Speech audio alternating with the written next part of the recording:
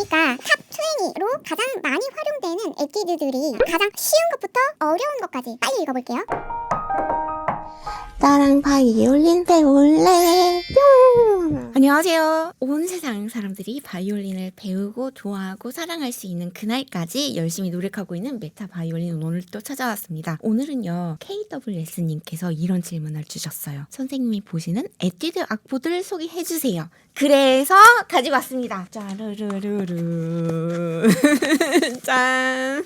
이 악보들을 마음 잡고 준비를 한번 해봤어요. 보니까 에뛰드에 대해서 의외로 사람들이 풀리지 않는 어떤 궁금증이 있더라고요. 뭐냐? 아웃룩. 전체적인 레벨 단계라든지 에뛰드라는 게 도대체 뭐냐, 그리고 왜 에뛰드를 해야 되냐, 에뛰드 종류가 무엇이 있느냐, 내가 어떤 에뛰드를 하고 있는데 그 에뛰드의 레벨이 어느 정도 되느냐, 이런 게 좀 종합적으로 판가름이 나 있는 것 같지가 않아서 전체적인 여러분이 그림을 그려보실 수 있도록 몽땅 가지고 와 봤습니다. 지금부터 시작해 보도록 하겠습니다. Let's go! 구독, 좋아요, 알림 설정 하고 보시게요.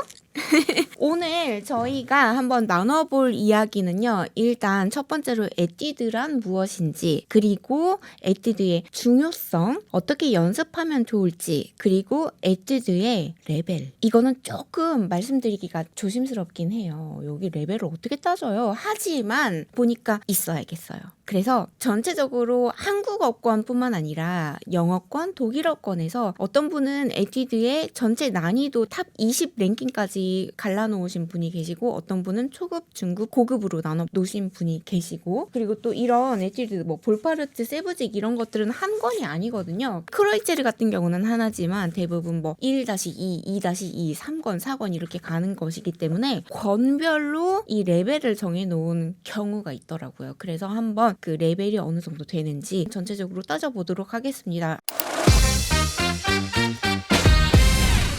에뛰드란 무엇이냐? 에뛰드 검색을 하니까 가장 많이 검색한 질문으로 영어로 검색을 했는데도 불구하고 의외로 에뛰드 한국 거예요? 라는 질문이 있어서 되게 놀랐어요. 왜냐? 에뛰드 하우스 화장품 브랜드가 너무 유명해서 화장품 브랜드로 많이 세계적으로 알고 계셔서 이게 자랑스럽게도 한국 브랜드 화장품이다 라는 게 가장 상위에 랭크가 돼 있어서 너무 자랑스럽고요. 이게 TMI인데 어쨌든 에뛰드는요, 프랑스어예요. 그래서 이렇게 나와 있습니다. 짧은 길이의 기악 음악 작품으로 특정 음악 기술을 완성하기 위한 연습 자료로 설계된 곡입니다. 에뛰드는 프랑스어로 연구 또는 연습을 의미하며 영어로는 study라는 의미를 갖고 있습니다. 그래서 특정 기술, 더블스톱, 활 테크닉 등을 연습하고 학습할 수 있기 위해서 작곡되고 개발된 짧은 작곡물이라고 보시면 되겠습니다. 특징은 어떤 하나의 기술적인 특정을 두어서 그걸 연마할 수 있도록 일반적으로는 단조롭고 음악적이지 않게 작곡된다고는 되어 있으나 에뛰드의 19세기 버전이 있고 20세기 버전으로 나뉘더라고요. 바이올린과 사랑에 빠지는 시간, 메타 바이올린. 전통적으로는 에뛰드 형식을 기반으로 했지만 완전히 독창적인 연주 기술을 요구하는 곡으로서 단순한 연습곡을 넘어서 기술적인 완성도와 예술적 표현을 동시에 요구해서 뽐낼 수 있도록 할 수 있는 중요한 음악 장르로 자리를 잡게 됐습니다. 20세기의 에뛰드가요. 그래서 여러분이 잘 알고 계시는 쇼팽의 에뛰드, 파가니니, 카프리스는 훨씬 이전에 작곡됐으나 지금은 연주곡으로 평가를 받고 있고 활용이 되고 있죠. 하지만 에뛰드의 초기, 에뛰드가 발전된 계기는요, 피아노라는 악기가 대중적으로 배우는 데 있어서 인기몰이를 하게 됐어요. 그러니까 당시에 19세기에 에뛰드 중 일부는 지금까지도 아주 중요한 자료로도 활용이 되고 있죠. 뭐 체르니 뭐 이런 것들. 그래서 이게 발전이 되면서 차츰차츰 널리 퍼져나갈 수 있도록 되기 시작합니다. 자, 그럼 에뛰드에 어떤 레벨들이 있을까요? 에뛰드에 스케일 연습본, 그리고 곡조 같은 게 붙어있는 연습곡, 이렇게 두 가지로 나뉜다면 스케일이나 진짜 테크닉만 연습할 수 있는 거 말고 연습곡으로 나눠져 있는 에뛰드만 한번 초급, 중급, 고급으로 나눠본다면 단클라 볼파트 이 정도가 초급 정도에 나뉠 것 같아요. 보통 단클라는요, 기본적인 어떤 활 기술이나 포지션 이동 이런 걸 연습할 수 있는 연습곡입니다. 그리고 볼프하츠는 아까 말씀드린 것처럼 좀 다양한 권수로 나눠져 있는데 이게 데타쉘, 스타카토 이런 활 테크닉, 트릴, 더블 스톱들을 약간 소개하는 정도로 연습을 할 수 있는 곡이에요. 곡. 그리고 어떻게 보면 가장 많은 사람들이 선택하고 있는 에뛰드 종류 중에 하나입니다. 그리고 중급자로 가면 카이저. 이거는 한국에서 산 엄마가 학생들 가르치던 악보인데요. 이거는 좀 견고하게 테크닉을 구축할 수 있는 텃밭의 걸음을 좀 다지는 용도라고 생각하시면 좋을 것 같아요. 그리고 아까 말씀드린 크로이처가 중급자에 포함이 되는데 왜냐면 크로이처는 굉장히 광범위한 연습 곡들이에요. 그래서 굉장히 비교적 천천히 그리고 쉽게 시작을 해서 마지막에는 조금 어려워지긴 하지만 파가니니나 비냐프스키처럼 주구장창 어려운 그런 에뛰드는 아니기 때문에 좀 중급자 연습 곡에 해당한다고 보시면 될 것 같아요. 그리고 고급자용에 이제 퓨릴로 정도가 들어가고 아까 조금 이렇게 흥겨운 조금 스피디하게 연습할 수 있는 그런 건데 약간 이거를 사람들이 파가니니 카프리스 준비용이라고 표현을 하는 바이올린 연주법 학자분들도 계십니다. 이런 식으로 돼 있고요. 그리고 돈트 이거는 파가니니하고는 좀 결이 굉장히 많이 다른 그런 에뛰드예요. 그래서 드라이한 연습곡인데 상위 기교를 연마할 수 있는 에뛰드다라고 생각하시면 될 것 같아요. 조금 드라이한데 높은 난이도. 그리고 나오는 게 파가니니와 비냐프스키와 에언스트 카프리스라고 보시면 될 것 같습니다.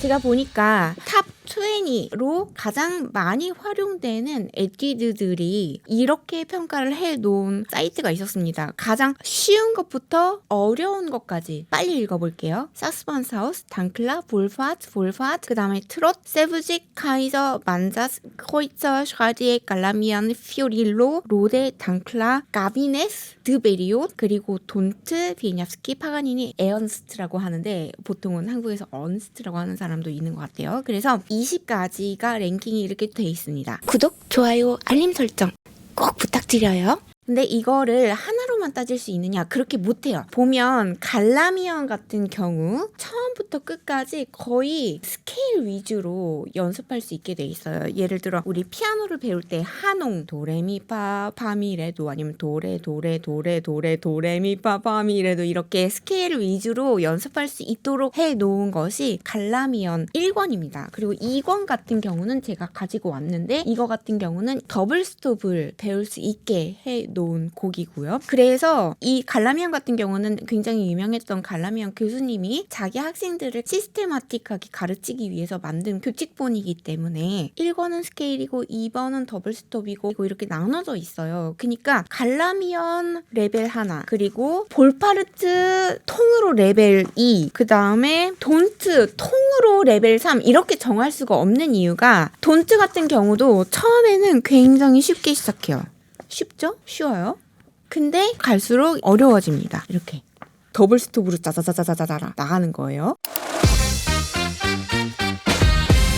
그렇기 때문에 제가 봤을 때 이 레벨을 나눈다라고 봤을 때 가장 로직하게 나눈 게 예를 들어서 레벨 1이라고 했을 때 사스만사우스 이건 한국이나 독일이나 별로 사용하진 않아요. 하지만 스즈키는 많이 쓰죠. 스즈키 1권, 2권이 레벨 1이라고 한다면 레벨 2라고 했을 때 스즈키 3권이 볼파르트에 60개의 에뛰드가 있는 거. 이게 볼파르트죠. 체르니 같은 학습곡이에요. Heft 1, Heft 2, Heft 3, Heft 4 이렇게 있는데 1권 같은 경우는 전체가 1포지션에서 학습할 수 있는 모든 왼손 테크닉이 들어있게 되는 거고 2권 같은 경우는 3포지션, 2포지션을 학습할 수 있게 되어 있는 거 그리고 3권은 4, 5, 6, 7포지션에 특화된 연습곡들 그리고 Heft 4는 전체 포지션을 학습할 수 있게 되어 있는 게 이 볼파르트의 그러니까 오프스 45죠. 그래서 이렇게 되어 있는데요. 이게 2권,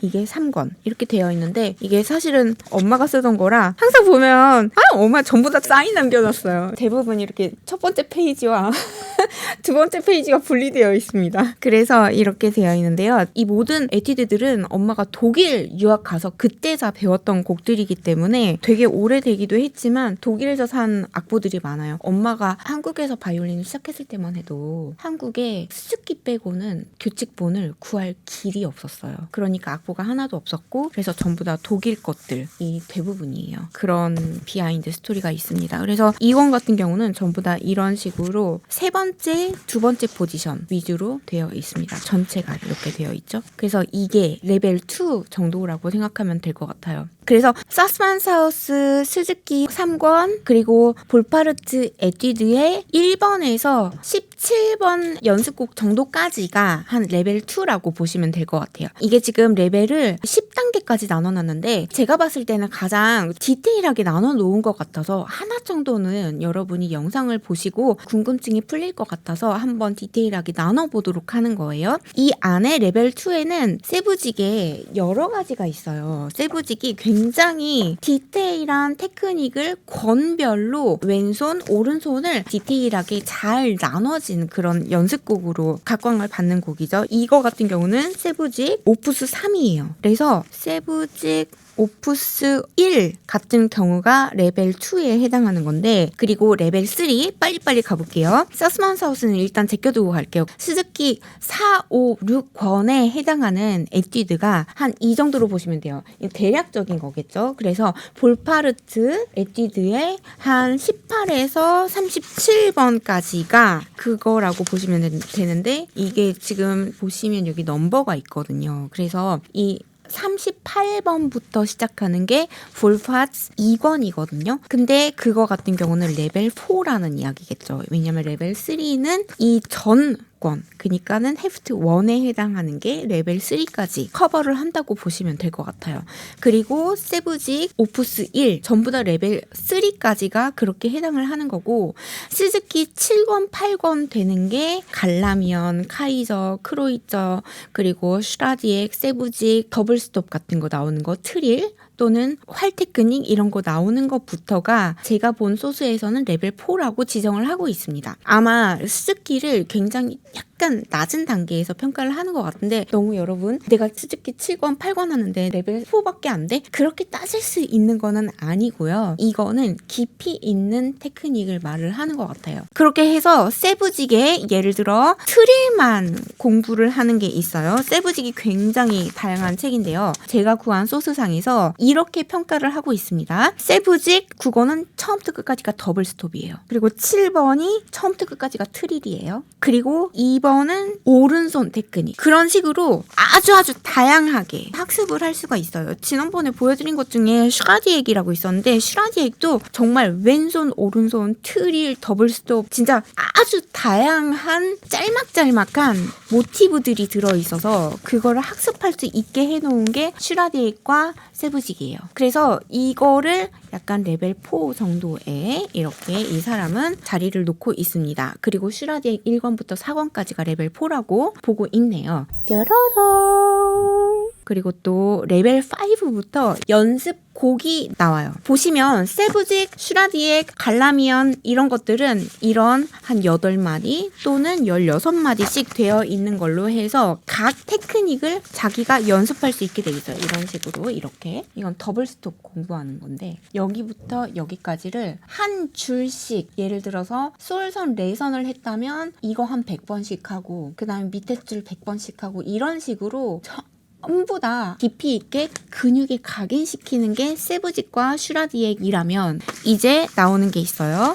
크로이체르 같은 게 나오는데 이거는 약간 연습곡처럼 되어 있어요. 그래서 조금 세부직과 슈라디엑보다는 선율이 있습니다. 근데 얘도 약간 저는 테크닉만 배울 수 있는 모티브 조각조각 나 있는 것들보다는 조금 더 확장된 멜로디컬한 거지만 여전히 돈트, 파가니니, 비냐프스키 같은 아주 상위 단계의 거의 연습곡 내지는 하나의 음악 장르로 평가되는 곡처럼 화려하지는 않아요. 하지만 이 크로이처는 진짜 제가 독일에서도 보면은 모든 교수님들이 가르치는 에뛰드 중에 하나고 미국에서도 그렇습니다. 그래서 크로이체르 그리고 돈트. 근데 레벨로 따지면 크로이체르가 레벨 6에서 7 이 정도 된다면 한 레벨 8 정도의 피오릴로라고 하는 에뛰드가 나와요. 이거는 조금 더 제가 생각할 때는 기교가 있다고 해야 되나? 기교라기보다는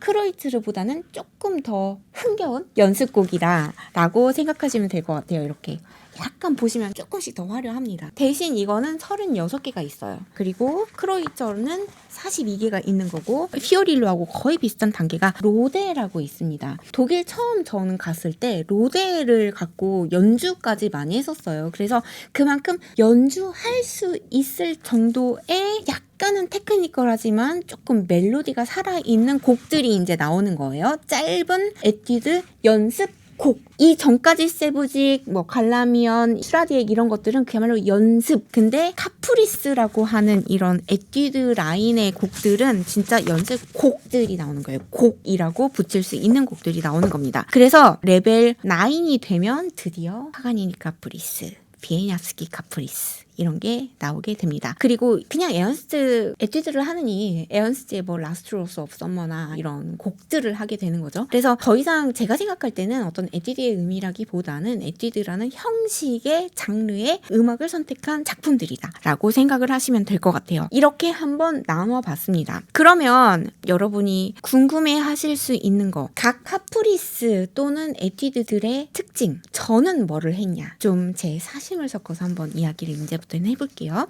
연습을 시작하면 처음에 스케일로 시작하고 그 다음에 약 8마디, 16마디 계속 반복하면서 나한테 좀 어렵다고 생각될 수 있는 그런 테크닉을 연마를 하는 단계로 갑니다. 그 다음에 연습곡, 그 다음에 진짜 작품들을 연주를 하게 되죠. 근데 한 가지 여러분께 꼭 당부드리고 싶은 부분은 이거예요. 연습할 때 이렇게 하라. 이 모든 것들을 스케일, 그 다음에 조각조각 나 있는 아주 지루한 테크닉 연마하는 에뛰드, 그 다음에 조금 곡처럼 생긴 에뛰드, 그 다음에 곡 이렇게 하다 보면요 지겨워요. 어떻게 해야 되냐? 다음 편에서 알려드릴게요. 구독, 좋아요, 알림 설정 부탁드려요.